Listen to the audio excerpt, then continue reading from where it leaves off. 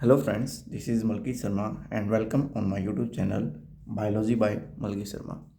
So friends, जो हम आज का टॉपिक स्टडी करने जा रहे हैं वो है आपका आरएनए स्प्लाइशिंग। ओके, तो जो बेसिकली आरएनए स्प्लाइशिंग है आपका वो कहाँ देखने को मिलता है ना। सबसे पहले तो वही देखते हैं।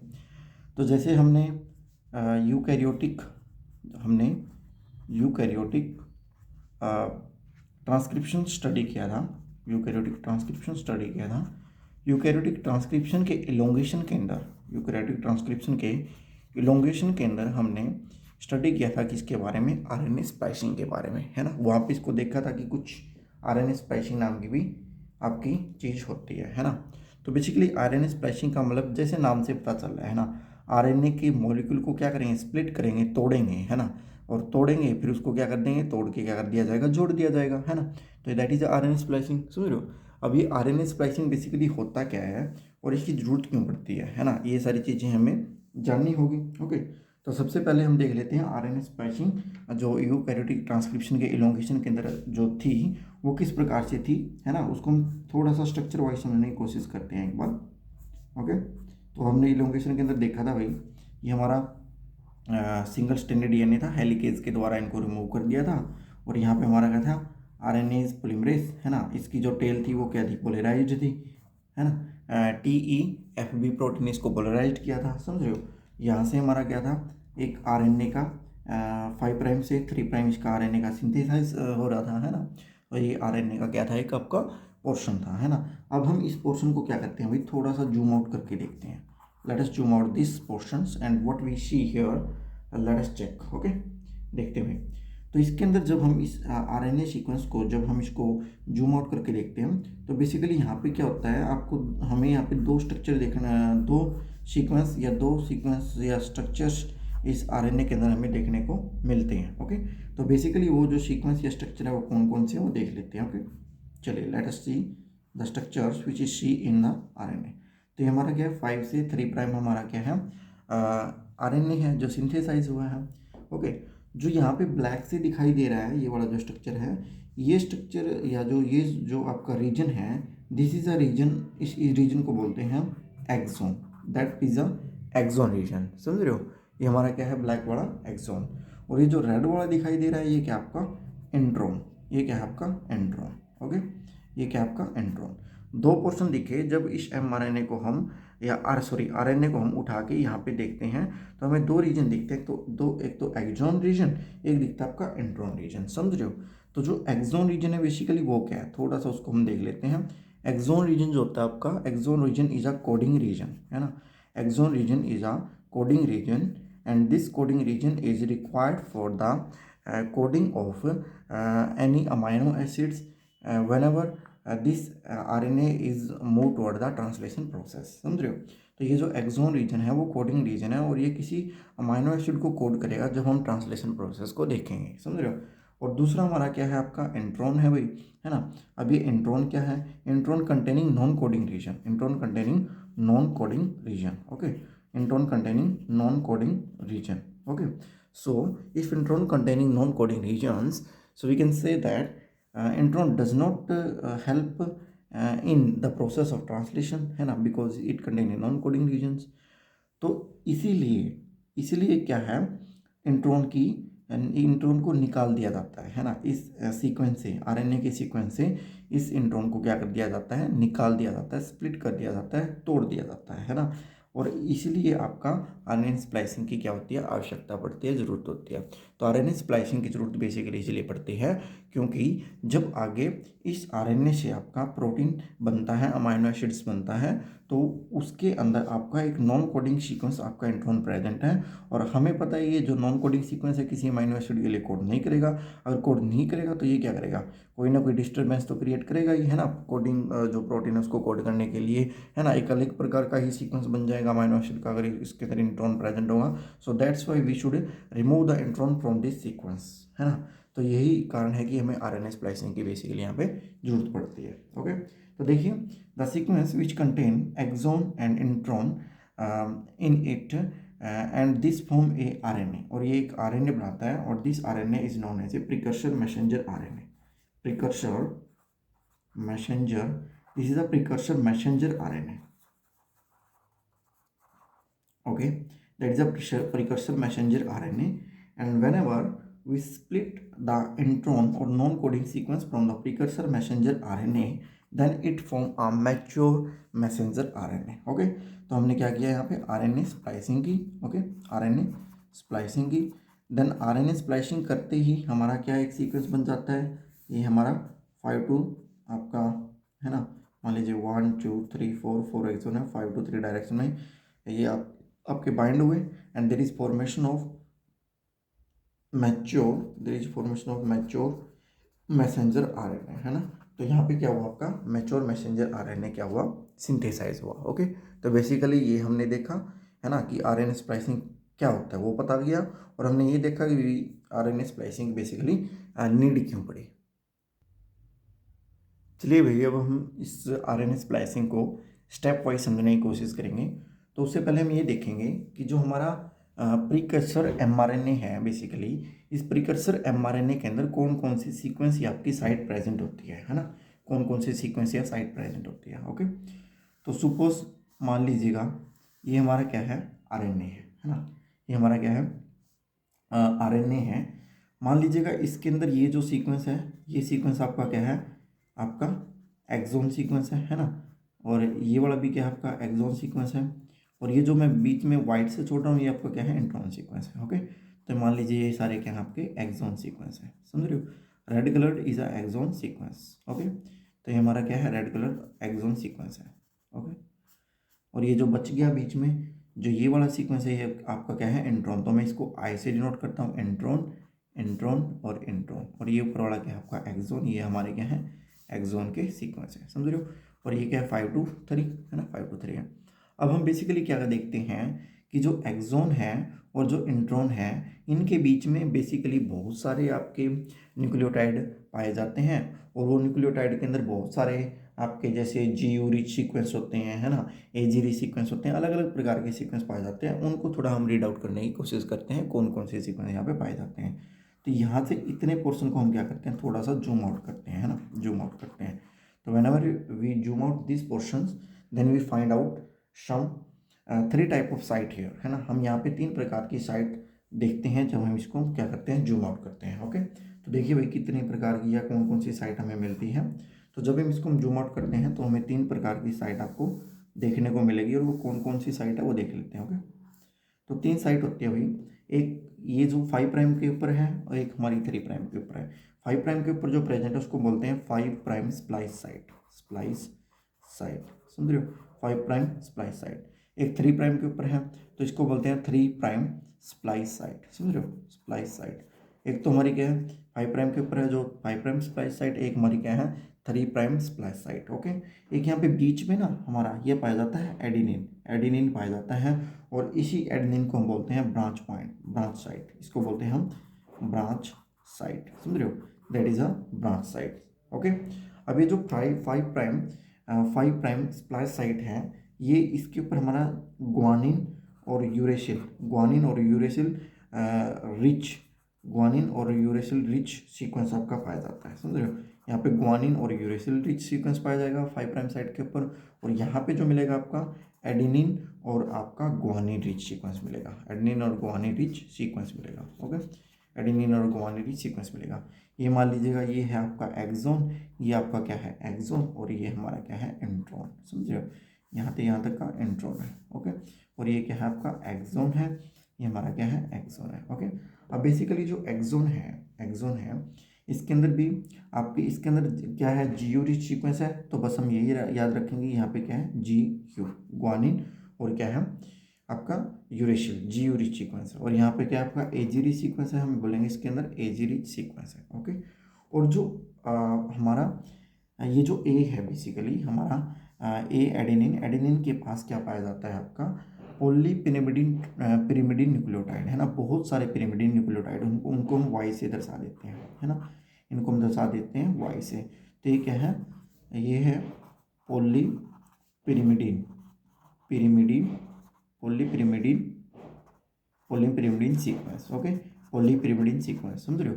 तो हमने देखा जब हम प्रिकर्सर मैसेंजर आरएनए को जब हम थोड़ा सा यहाँ से जूम आउट करके देखते हैं तो हमें 3 साइड देखने को मिलती है। एक तो 5 प्राइम स्प्लाइस साइट, एक 3 प्राइम स्प्लाइस साइट, है ना, एक ब्रांच पॉइंट या ब्रांच साइट। यहाँ पे हमारा जीओ रिच सीक्वेंस होता है, यहाँ पे हमारा एजी रिच सीक्वेंस होता है ना। बीच में हमारा एडिनिन है जिसको हम ब्रांच साइट बोलते हैं। और जो एडिनिन है ना, एडिनिन वो क्या है, क्लोज टूवर्ड, है ना, क्लोज टूवर्ड, थोड़ा सा क्लोज्ड है या पास है टूवर्ड 3 प्राइम स्प्लाइस साइट, है ना। 3 प्राइम स्प्लाइस साइट के ये ज़्यादा नज़दीक है rather than that 5 prime splice sites. Okay, so this is a sequence we are discussing here that which is present into the precursor messenger RNA. Okay, तो अब देखिए दूसरा पॉइंट हम इसके अंदर ये देखने जा रहे हैं कि जो हमारा इंट्रॉन है ना, इंट्रॉन जब एक्सॉन से अलग हो जाता है तो एक लेरिएट स्ट्रक्चर बना लेता है ना। अभी ये लेरिएट स्ट्रक्चर क्या है वो देखते हैं ना। चलिए, जैसे हमारा क्या है, ये हमारा सीक्वेंस है जिसके अंदर एक्सॉन है, इंट्रॉन है, एक्सॉन है और इंट्रॉन है ना। जब ये इंट्रॉन एक्सॉन से अलग होगा, ओके, मान लीजिएगा ये एक्सॉन है और ये हमारा क्या है, एक्सॉन है ना, एक्सॉन और एक्सॉन। तब जब इंट्रॉन अलग होगा तो इंट्रॉन आपका कुछ इस तरीके का स्ट्रक्चर बना लेगा, समझ रहे हो, इस तरीके का स्ट्रक्चर बना लेगा। ये क्या है, इंट्रॉन है, ओके, और ये क्या है, एक्सॉन है। और ये जो स्ट्रक्चर बनाया है इंट्रॉन का इसको बोलते हैं लैरिएट स्ट्रक्चर, लैरिएट स्ट्रक्चर, ओके, इसको हम बोलते हैं लैरिएट स्ट्रक्चर। ओके, जैसे भी एनिमल्स के अंदर एक रोप्स यूज़ करते हैं ना, उन एनिमल्स को हम क्या करते हैं, बांधने के लिए एक रोप्स यूज़ करते हैं उनके गले के अंदर, वो एक लैरिएट है ना, एक ऐसा रोप लाइक स्ट्रक्चर, ये लैरिएट सा बनता है ना। इसलिए हम इसको क्या बोलते हैं, उस रोप जो रोप है वो ऐसा स्ट्रक्चर जो आप डिज़ाइन करते हैं उसको हम लैरिएट बोलते हैं। अभी हमारा इंट्रॉन भी ऐसा ही स्ट्रक्चर डिज़ाइन कर रहा है तो इसलिए हम इन्हें इसे क्या बोलते हैं, इसने क्या बनाया है, आपका लैरिएट स्ट्रक्चर बनाया है। चलिए अब हम इसको थोड़ा सा केमिस्ट्री के पॉइंट ऑफ व्यू से समझने की कोशिश करते हैं। इसको हम थोड़ा सा जूम आउट करते हैं, है ना, क्या क्या चीज़ें यहाँ पे बेसिकली होती है। अब हमें पता है भाई, जो 5 प्राइम एंड है, ये 5 प्राइम एंड है। 5 प्राइम एंड के ऊपर हमने बताया था कि जीयू रिच सीक्वेंस है। मान लीजिए यहाँ पे क्या है, आपका क्या है, जीयू है, जी है ना। और उसके बाद दोबारा से एक स्ट्रक्चर आगे जब इसको हम थोड़ा प्रोसीड करते हैं या बढ़ाते हैं, हमें बताया था कि 5 प्राइम के ऊपर क्या है, आपका एजी रिच सीक्वेंस है ना। तो मान लीजिए यहाँ पे क्या है, ए जी है, ओके, और यहाँ पे क्या है आपका, यहाँ पे भी जी है, ओके, और ये आपका जीयू रिच सीक्वेंस है, ओके, जीयू रिच। तो ये क्या आपका जीयू रिच सीक्वेंस है ना, इस तरीके का सीक्वेंस है। ये सीक्वेंस याद नहीं करना, बस आप ये याद रखोगे कि यहाँ पे जीयू रिच सीक्वेंस सॉरी, यहाँ पे जीयू रिच सीक्वेंस होता है, यहाँ पे एजी रिच सीक्वेंस होता है, ओके। ये हमारा 5 प्राइम साइड है, ये हमारी 3 प्राइम साइड है। अब यहाँ पे एक बेसिकली एक फॉस्फेट ग्रुप पाया जाता है, यहाँ पे इनके बीच में, सभी के बीच में फॉस्फेट ग्रुप पाया जाता है ना। यहाँ पे हमारा क्या है, ए है बेसिकली, ओके, और ए के साथ भी बेसिकली फॉस्फेट ग्रुप है, और यहाँ पे इसके साथ भी फॉस्फेट ग्रुप है, यहाँ इन सभी के साथ भी फॉस्फेट ग्रुप पाया जाता है आपका, समझ रहे हो। अब ये जो हमारा ए है, ए के ऊपर, ए के जो 2 पोजीशन है, बेसिकली 2 पोजीशन के ऊपर हाइड्रोक्सी ग्रुप प्रेजेंट है, समझ रहे हो। ए के जो ब्रांच पॉइंट था, ब्रांच पॉइंट के 2 पोजीशन के ऊपर हाइड्रोक्सी ग्रुप है, और ये इतना पोर्शन हमें पता है, ये इंट्रॉन है आपका, है ना, और ये आपका क्या है, एक्सोन है, और ये आपका क्या है, एक्सोन है। हम देख रहे हैं किस प्रकार से हमारा लैरिएट स्ट्रक्चर बनेगा। अब ये जो हमारा OH एडेनिन है, एडेनिन की 2 पोजीशन के ऊपर हाइड्रोक्सी ग्रुप है, ये क्या क्या करता है, न्यूक्लियोफिलिक अटैक करता है, SN2, है ना। +2 क्लासेस के अंदर याद होता है ये चीज़ें कि SN2 न्यूक्लियोफिलिक अटैक करेगा। न्यूक्लियोफिलिक अटैक करके ये जो हमारा एक्सोन है, ये एक्सोन को क्या कर देगा, हटा देगा, है ना, हटा के, और ये इसके साथ खुद क्या हो जाएगा, बाइंड हो जाएगा, समझ रहे हो। तो देखिए किस प्रकार का स्ट्रक्चर क्रिएट हुआ बेसिकली। यहाँ पे हमारा क्या है, यहाँ पे जी था 5 प्राइम, और यहाँ पे OH, ओके, OH है आपका 3 हाइड्रोक्सी ग्रुप के ऊपर, जब ये हट जाता है OH आ जाएगा। तो ये हमारा क्या भाई, एक्सोन है ना, एक्सोन। और इसने इसके साथ बॉन्ड बना लिया है ना, इसके साथ जब ये बॉन्ड बनाते हैं बेसिकली, तो ये आपका इस तरीके का स्ट्रक्चर क्रिएट कर लेगा, समझ रहे हो। यहाँ पे क्या आ जाएगा आपका ए, ये तो यहाँ पे बाइंड है ही, ओके, यहाँ पे फॉस्फेट है, यहाँ पे क्या है आपका यू है, ओके, और इस तरीके से यहाँ पे आपका आगे क्या है, अटैच है ए जी से, ए और जी से आपका अटैच है, यहाँ पे फॉस्फेट है, कौन, दूसरा एक्सोन, एक्सोन नंबर 2, और ये हमारा 3 प्राइम है, समझ रहे हो। तो ये जो स्ट्रक्चर बनाया है, ये आपका स्ट्रक्चर बनाया है लैरिएट का, किसने बनाया, इंट्रॉन ने। तो ये जो इंट्रॉन है इस तरीके से आपका कवर्ड अप हो गया है ना, इसी को हम बोलते हैं लैरिएट स्ट्रक्चर। अब ये जो हमारा 3' हाइड्रोक्सी जो ग्रुप है दोबारा से न्यूक्लियोफिलिक SN2 न्यूक्लियोफिलिक अटैक करेगा इस फॉस्फेट के ऊपर, है ना। इसने क्या किया, SN2 न्यूक्लियोफिलिक अटैक किया। जब न्यूक्लियोफिलिक अटैक कर देगा तो ये एक्सोन डायरेक्टली इस एक्सोन के साथ क्या हो जाएगा, बाइंड अप हो जाएगा, है ना। कैसे होगा भाई, जैसे ये एक्सोन 1 एक्सोन 2 दोनों बाइंड हो गए, है ना, 5 to 3 डायरेक्शन में, और आपका लैरिएट यहाँ से निकल जाता है ना। देखिए तो ये जैसे आपका लैरिएट कैसे निकलेगा, कहाँ कैसे निकलेगा वो देखिए। तो इस फॉर्म में आपका ये लैरिएट निकल जाता है, समझ रहे हो। ये क्या है आपका intron lariat, that is a intron lariat, समझ रहे हो। तो तीसरा पॉइंट हमने देखा कि एक लैरिएट स्ट्रक्चर बनेगा जब हम एक्सोन को आपस में इंट्रॉन को निकाल देते हैं और एक्सोन को आपस में क्या करते हैं, बाइंड करवाते हैं, है ना। तो एक लैरिएट स्ट्रक्चर आपका फॉर्म हो जाता है। ओके, अब बेसिकली देखिए जो अब हम देखते हैं किस प्रकार से हमारी स्प्लाइसिंग RNA स्प्लाइसिंग होती है। तो RNA स्प्लाइसिंग करने के लिए बेसिकली हमें स्प्लाइसियोसोम मशीनरी चाहिए, है ना। जिस प्रकार से हमने ट्रांसक्रिप्शन यूकैरियोटिक ट्रांसक्रिप्शन मशीनरी ली थी ना, उसी प्रकार से हमें स्प्लाइसियोसोम मशीनरी चाहिए। और बेसिकली इस मशीनरी के अंदर 150 प्रोटीन आपकी यूज होती है। ओके, इस मशीनरी में बेसिकली 150 प्रोटीन आपकी इंक्लूड होंगी। ओके, और आपके 5 RNA इंक्लूड होंगे, 5 RNA इसके अंदर इंक्लूड होते हैं। और वो 5 RNA कौन कौन से हैं, जैसे U1, U2, U4, U5 और U6। ये हमारे क्या होते हैं, 5 RNA हम यूज़ करते हैं स्प्लाइसियोसोम मशीनरी के अंदर।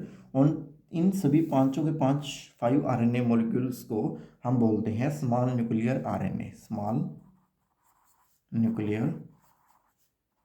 RNA। ओके, इन सभी को हम क्या बोलते हैं, स्मॉल। तो ये देखिए सारे के सारे इन सभी को हम बोलते हैं स्मॉल न्यूक्लियर RNA, SNRNA। और हमें पता है ये जो SNRNA है ये कहाँ से सिंथेसाइज हो रहे थे, ये हमारे tRNA से। tRNA इनको SNRNA को बना रहे थे, है ना। ये हम पिछली वीडियोस के अंदर भी देख चुके हैं। ओके, अब ये जो SNRNA है, स्मॉल न्यूक्लियर RNA है, ये अकेले काम नहीं करते, ये प्रोटीन्स के साथ बाइंड होकर काम करते हैं। ओके, तो SNRNA जो होंगे, SNRNA वो इंटरेक्ट करेंगे किसके साथ, प्रोटीन के साथ। और प्रोटीन के साथ इंटरेक्ट करके इस स्प्लाइसियोसोम मशीनरी या स्प्लाइसिंग का आपका बेसिकली कार्य करते हैं।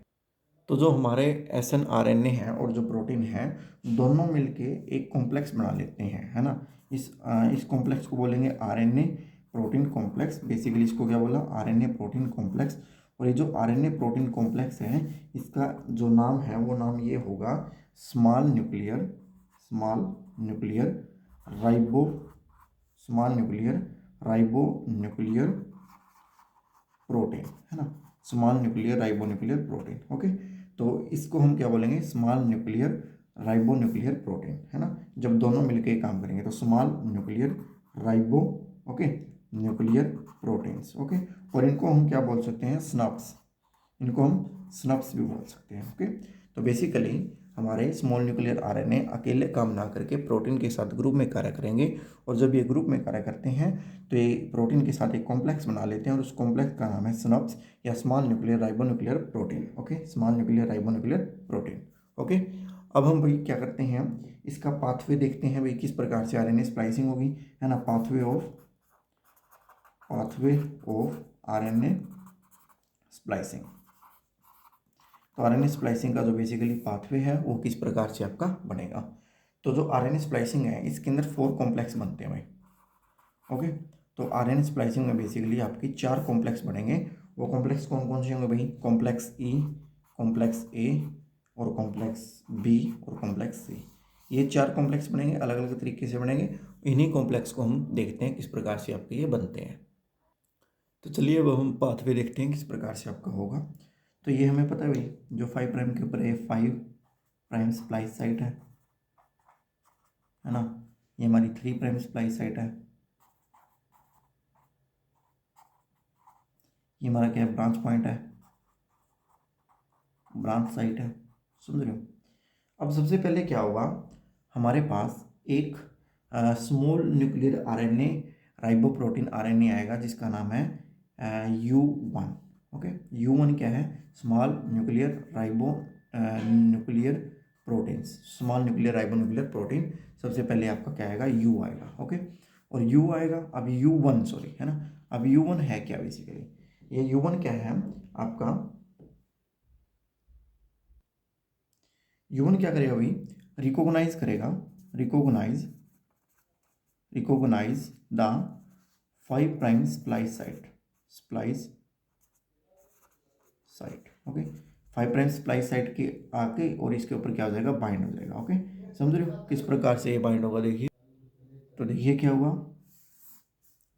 हम स्ट्रक्चर बनाते हैं, ये हमारा 5 प्राइम है, ये आपकी क्या है 3 प्राइम है, यहाँ पे आपका क्या है A है।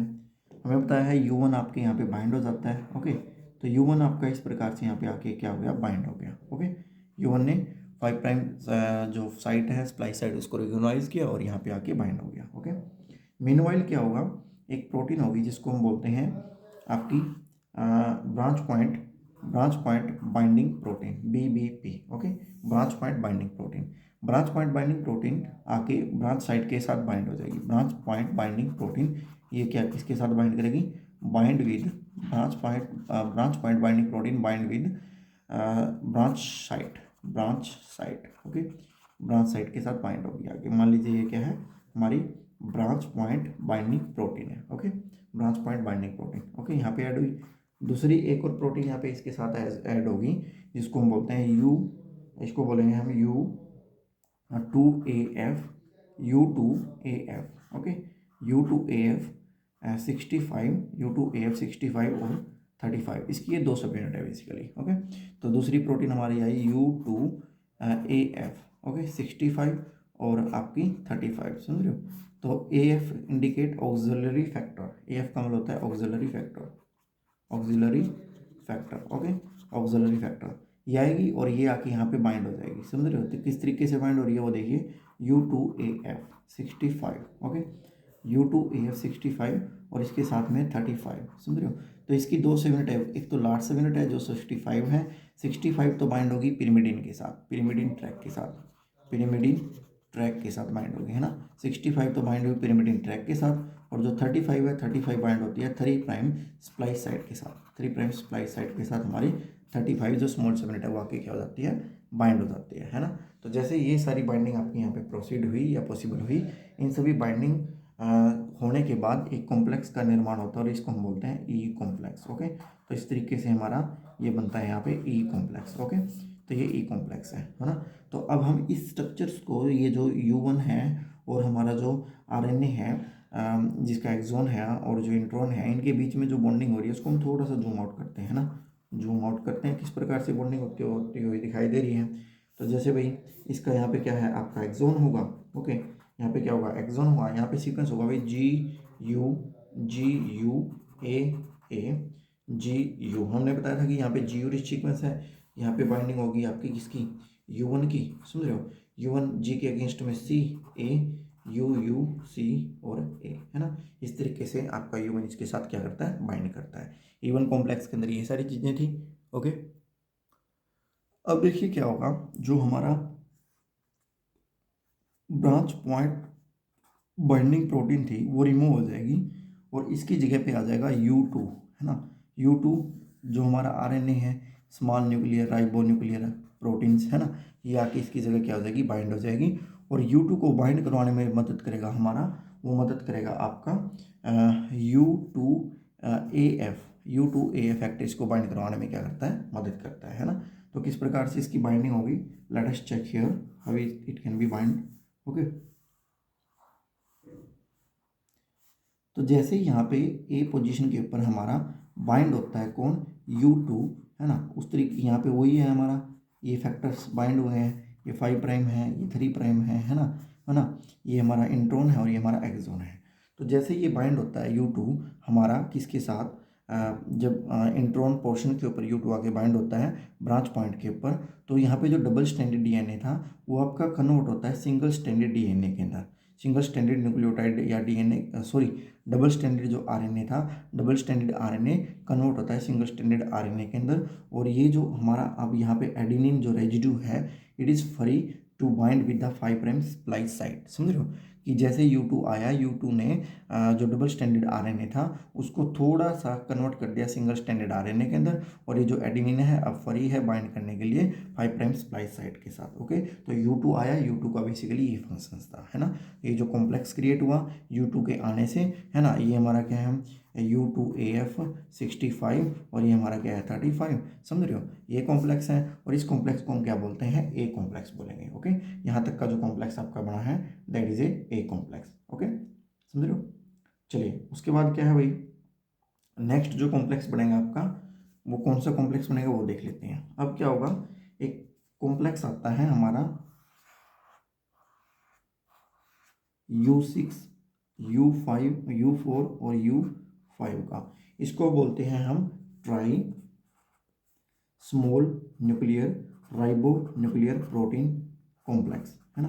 3 है U6, U4, U5, है ना। ये तीनों आएंगे, तीनों आगे और क्या कर देंगे, इस कॉम्प्लेक्स के साथ बाइंड करेंगे। हमारा U1 तो यहाँ पे अटैच ही है ना, तो U1 तो यहाँ पे अटैच ही है। ओके, तो जैसे ये आएंगे आके इस जो डीएनए है बेसिकली जो सॉरी आरएनए है, इस आरएनए को स्लाइटली इस तरीके से क्या करते हैं आपके खोल देते हैं, समझ रहे हो। तो ये हमारा इस तरीके से ओपन हो गया।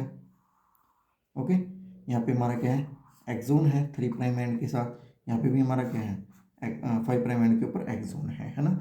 यहाँ पे हमारा क्या है अटैच है U1, और U1 के साथ बेसिकली कौन कौन से वेक्टर अटैच हैं, बेसिकली हमारा U6 हो गया, है ना, U6 और आपका U4 और आपका क्या है U5, और यहाँ पे हमारा क्या अटैच है U2, that is a U2, समझ रहे हो, that is a U2। Okay, तो जैसे ये सारी चीज़ें यहाँ पे अटैच होती हैं बेसिकली, है ना, जब ये कॉम्प्लेक्स यहाँ पे बाइंड होगा, ओके, तो जो हमारा ऑक्सिलरी कॉम्प्लेक्स है, ऑक्सिलरी ये वाला है ना, ऑक्सिलरी कॉम्प्लेक्स यहाँ से क्या हो जाएगा रिलीज हो जाएगा, समझ रहे हो।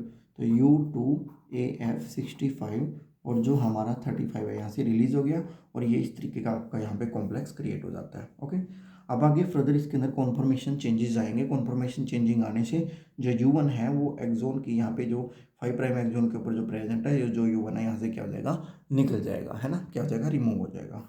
तो यहाँ से U1 क्या हो गया, U1 भी क्या हो गया भाई रिलीज हो गया, निकल गया। ओके, तो जो फर्दर कॉम्प्लेक्स बनने जा रहा है वो कॉम्प्लेक्स देखते हैं कौन सा होगा भाई, U1 तो निकल गया।